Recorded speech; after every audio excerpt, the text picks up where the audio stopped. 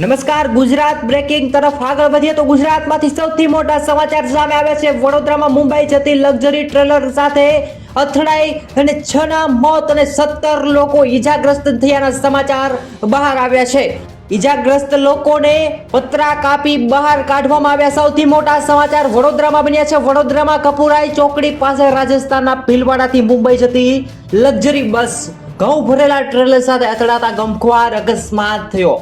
અકસ્માતમાં 6 લોકોના મોત થયા છે, જ્યારે 17 લોકો ગંભીર ઈજાગ્રસ્ત છે। ઈજાગ્રસ્તોને સારવાર અર્થે સયાજી હોસ્પિટલમાં ખસેડાયા। અકસ્માતમાં 2 પુરુષ 3 મહિલા સહિત, જ્યારે સમગ્ર ઘટના દરજીપુરા એરફોર્સ ખાતે બની હોય તેવા સમાચાર। ગમખ્વાર અકસ્માતના મોટા સમાચાર વડોદરા 10 લોકોના મોત નીપજ્યાના સમાચાર। આ ગમખ્વાર અકસ્માત બાદ ખાનગી બસમાંથી મુસાફરોને પતરા કાપી બહાર કાઢ્યાના સમાચાર મળી રહ્યા છે।